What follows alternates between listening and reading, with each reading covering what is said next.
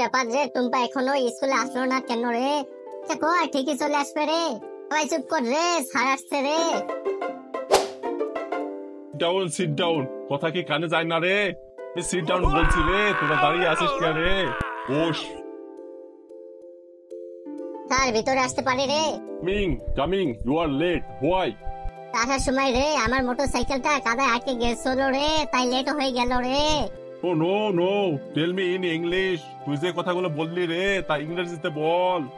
When I am school coming re, my motorcycle chaka was pouring re in kada re. No nodding re, soaring re, only boom boom sound pouring re. সাংঘাতিক ইংরেজি রে বাবা, এখন আমি বুঝতে পারছি রে তোদের এই ক্লাস থেকে যাওয়ার পর ইংরেজি স্যার প্রতিদিন অজ্ঞান হয়ে যায় কেন রে। বস রে, আর যদি পড়া না হয় রে তাহলে আমি তোদের পে দিয়ে লাল করে দিব রে।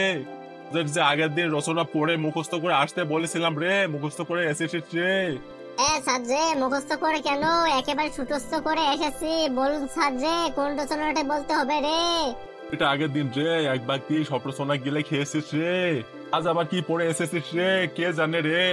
কনফিডেন্স লেভেল দেখে রে ওর মতি করতে ঠিক ভালো লাগছে না রে। কে পড়া বড়ে ধরছি রে, বাকি সবার পড়া আগে ধরে নেই রে।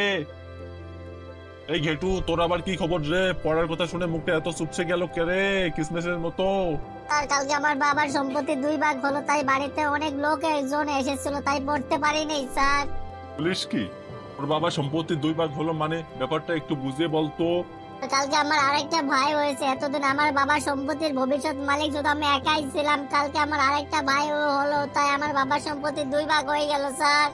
কিছু ছেলে রে বাবা, বস বস। এই বস, এই বাবা সম্পত্তি নিয়ে ধান্দা রে। বেশি রে, তোর খবর কি রে? রচনা পড়েছিস? স্যার কালকে আমাদের বাড়িতে স্মল মাদার এসেছিল, তাই পড়তে পারিনি স্যার। স্মল মাদার মাদার মানে? স্যার ছোট মামা। স্মল মানে ছোট, মাদার মানে মামা।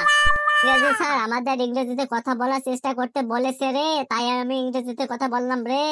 যে ইংরেজি রে, ইংরেজি শুনলে মানুষ আহত হয়ে যাবে রে। বস বস। বাবা হাবলু রে, তুই তো পড়ে এসেছিস রে। স্যার বৃষ্টিতে ভিজা রে, সর্দি লেগে গেছে রে, তাই পড়তে পারিনি রে স্যার। তুই আবার বৃষ্টিতে ভিজতে গেলি কে রে? স্যার পরশুদিন রে আমার দাদু অফিস থেকে বাসায় আসার সময় রে বাসের মধ্যে একটা কাঠ সিরাপের বোতল কুড়িয়ে পেয়েছে রে। বললো এত দামি কাঠ সিরাপটা ফেলে দেবো নাকি, তাই দাদু আমাকে জোর করে বৃষ্টিতে ভেজালো রে, যাতে আমার সর্দি লাগে রে, এবং ওই কাঠ সিরাপটা কাজে লাগানো যায় রে। তুই সাংঘাতিক রে বাবা। তোর দাদু দেখছি সামনে বছর কিপটেমির জন্য পুরস্কার পাবে।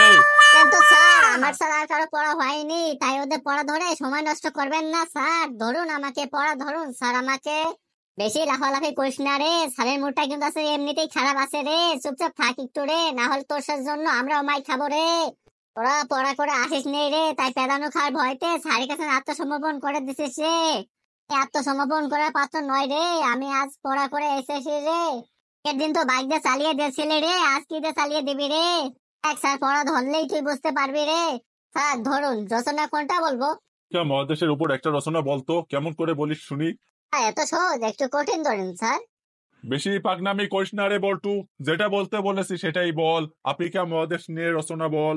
আফ্রিকা মহাদেশ হলো পৃথিবীর মধ্যে দ্বিতীয় সবচেয়ে বড় মহাদেশ রে। পৃথিবীর বৃহত্তম মরুভূমি সাহারা মরুভূমি এখানেই অবস্থিত। আফ্রিকা মহাদেশের অনেক জায়গা জুড়ে আছে গভীর জঙ্গল। এই জঙ্গলে নানা প্রজাতির পশু পাখি আছে, তার মধ্যে হাতিও আছে। হাতি হলো স্থলভাগের মধ্যে সবচেয়ে বড় ও শক্তিশালী প্রাণী। তিরিয়া বড় চেহারা, সেন্টেনার মতন বড় বড় দুটি কান, দেহের তুলনায় নেস এইটুকু পুচকে পড়া, চোখ দুটো মিন মিন ছোট। হাতির সামনে ক্যারেনের মতন সুরও আছে, আর হাতির মনে এত আনন্দ এত ফুর্তি যে সবসময় দাঁত বের করে থাকে। তার কেমন লাগলো আফ্রিকা মহাদেশ নিয়ে রচনা? বুঝেছি, এবারটা হাতির রচনা পড়ে এসেছে। আজ ও সবটা হাতি দিয়ে চালাবে। আমিও আজকে ওকে ছাড়বো না, ওকে আজ আমি জব্দ করে ছাড়বো। কিছু বললেন স্যার? না না, তোকে কিছু বলিনি। তুই এবার শরৎকালের উপর রচনা বলতো। পারবি তো বলতো রে শরৎকালের রচনা বলতে? দেখ না, এটাও খুব সহজ, আমার কাছে একেবারে ডাল ভাত। আর আমাদের দেশ মৌসুমী জলবায়ুর দেশ। এই মৌসুমী জলবায়ুর প্রধান বৈশিষ্ট্য হলো ষড়ঋতু। আমাদের দেশে বছরে 6টা ঋতু দেখা যায়, তার মধ্যে একটা ঋতু হলো শরৎকাল। এই শরৎকালে আকাশ পরিষ্কার থাকে, ঘাসের উপর শিশির পড়ে, চারদিকে কাশফুল ফোটে। এই শরৎকালে বাঙালি শ্রেষ্ঠ উৎসব দুর্গাপুজো হয়। দুটো ঠাকুরের দুই মেয়ে লক্ষ্মী ও সরস্বতী আর দুই ছেলে কার্তিক ও গণেশ। এই গণেশ ঠাকুরের মাথাটা মানুষের নয়, হাতির। আর এই হাতি হলো স্থলভাগের মধ্যে সবচেয়ে বড় ও শক্তিশালী প্রাণী।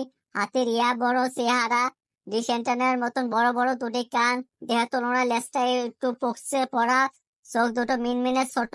হাতির সামনে ক্যানের মতন শুরু আছে, আর হাতির মনে অনেক আনন্দ, এত আনন্দ যে সবসময় দাঁত বের করে থাকে। তার কেমন লাগলো শরৎকাল রচনাটি? হ্যাঁ, যা অনুমান করেছিলাম ঠিক তাই। বেটা হাতির রচনা পড়ে এসেছে, এবার ইতিহাস থেকে রচনা ধরবো, দেখি কি করে ও হাতি ঢুকিয়ে আনে। এ বাবা বল্টু, এবার তুই তাজমহলের উপর একটা রচনা বলতো। এবার বিপদে ফেলে দিল রে বল্টু, তাজমহলের মধ্যে তুই হাতি আনবি কিভাবে রে? দেখ না, ঠিকই পারবো। হ্যাঁ, তাজমহল হলো পৃথিবীর 7টি আশ্চর্যের মধ্যে অন্যতম। এটি ভারতের আগ্রায় অবস্থিত। সম্রাট শাহজাহান তার প্রিয়তমা স্ত্রী মমতাজের উদ্দেশ্যে মার্বেল পাথর দিয়ে এই তাজমহল তৈরি করেছিলেন। তাজমহল যখন তৈরি করা হয় তখন উন্নত মানের যানবাহন ছিল না। তখন ভারী ভারী পাথর বহন করার জন্য 1000-এর বেশি হাতি ব্যবহার করা হয়েছিল। এই হাতি হলো স্থলভাগের সবচেয়ে বড় ও শক্তিশালী প্রাণী। হাতির বড় চেহারা, ডিশ অ্যান্টেনার মতন বড় বড় দুটি কান, দেহের তুলনায় লেজটা পুচকে পড়া, চোখ দুটো মিনমিনে ছোট। এর সামনে ক্যারেনের মতন সুরও আছে, আর হাতির মনে এত আনন্দ, এত ফুর্তি যে যে সবসময় দাঁত বের করে থাকে। আর কেমন লাগলো তাজমহলের রচনা? তারা একটু নিঃশ্বাস নিয়ে নেই, আমার হার্টবিট বেড়ে গেছে, এই বেটাকে কিছুতেই জব্দ করতে পারছি না। এবারই লাস্ট। আচার্য জগদীশ চন্দ্র বসু নিয়ে একটা রচনা বলতো, দেখি তুই বেটা এবার হাতি কি করে আনিস। আর তুই মনে হয় ফেসে গেলি রে বল্টু। আশ্চর্য জগদীশ চন্দ্র বসু এর রচনা তুই হাতি আনবি কি করে রে Boltu? Impossible has no my dictionary. এই বল্টুর কাছে কিছুই অসম্ভব না। দেখ, ঠিকই পারবো। নে তাড়াতাড়ি বল।